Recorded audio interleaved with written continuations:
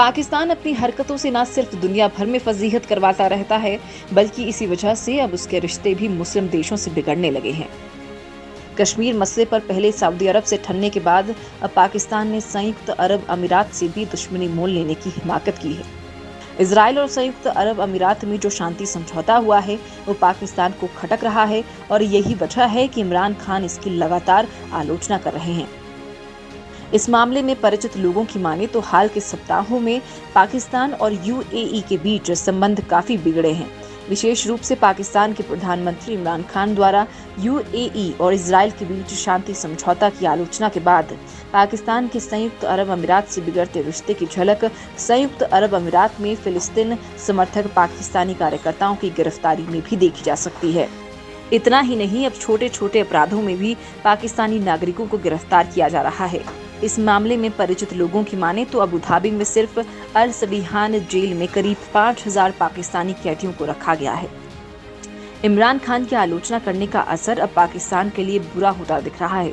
ऐसी संभावना जताई जा रही है कि संयुक्त अरब अमीरात रोजगार की तलाश में अमीरात की यात्रा करने की चाह रखने वाले पाकिस्तानी नागरिकों के लिए सख्त वीजा मानदंड लागू कर सकता है। मीडिया रिपोर्ट्स के मुताबिक पाकिस्तानी निवासियों को रेजिडेंट परमिट को रिन्यू करना मुश्किल हो रहा है और डिपोर्टेशन को लेकर भी अब वहां चर्चा तेज हो गई है। अबू धाबी में पाकिस्तानी राजदूत गुलाम दस्तगीर ने हाल ही में संबंध में संयुक्त अरब अमीरात के सत्तारूढ़ सरकार के वरिष्ठ नेताओं से मुलाकात की थी। खास बात यह है कि पाकिस्तान और यूएई के रिश्तों में आई खटास की भले ही एक वजह इमरान खान की टिप्पणी हो सकती है, लेकिन बीते कुछ समय से यूएई के कुछ कदमों से भी खटास के संकेत मिलते हैं। कुछ लोगों का मानना है कि पाकिस्तान और संयुक्त अरब अमीरात के बीच कड़वे होते रिश्ते के संकेत कंधार में 2017 के हमले की जांच के निष्कर्षों से मिलता है, जिसमें यूएई के 5 राजनयिकों की मृत्यु हो गई थी। दरअसल यूएई के जांचकर्ताओं ने निष्कर्ष निकाला है कि हक्कानी नेटवर्क इस हमले के पीछे था और पाकिस्तान की खुफिया एजेंसी आईएसआई भी सीधे इसमें शामिल थी।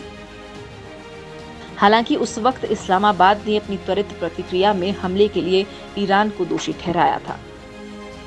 यूएई के पाकिस्तान के नए संबंधों को लेकर कहा जा रहा है कि सऊदी अरब और यूएई दोनों देश पाकिस्तान बेजा हरकतों से परेशान हैं।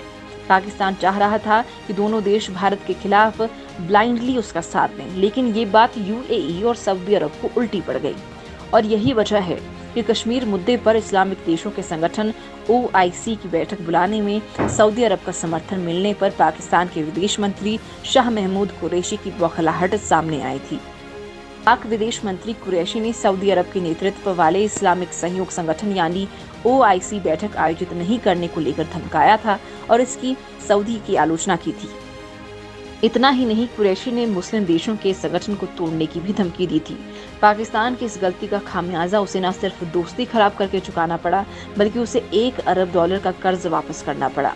कुरैशी के बयान से नाराज रियाद ने पाकिस्तान को $1 अरब का कर्ज वापस करने को मजबूर कर दिया और $2 अरब की मांग और की जा रही है। बताया गया कि पाकिस्तान ने चीन से उधार लेकर $1 अरब का कर्ज चुकाया। इतना ही नहीं, सऊदी ने कुछ समय पहले तेल और कर्ज पर भी बैन लगाने की बात कही थी। और हाल की घटना का जिक्र करें तो सऊदी अरब ने रियाद में पाकिस्तानी दूतावास को कश्मीर ब्लैक डे मनाने के लिए किसी भी सार्वजनिक कार्यक्रम को आयोजित नहीं करने के लिए कहा था। पाकिस्तान के लिए संयुक्त अरब अमीरात और सऊदी अरब की दोस्ती टूटना बड़ा झटका है, क्योंकि सालों से वो पश्चिम एशिया के समर्थन पर जीवित है। इन्हीं देशों के समर्थन की वजह से पाकिस्तान अब तक पूरी तरह से मुस्लिम देशों के बीच अलग थलग नहीं पड़ा है। इन देशों का अगर पाकिस्तान के ऊपर से हाथ हट गया तो न केवल पाकिस्तान को आर्थिक रूप से नुकसान पहुंचेगा, बल्कि मुस्लिम दुनिया में ये अलग थलग पड़ जाएगा।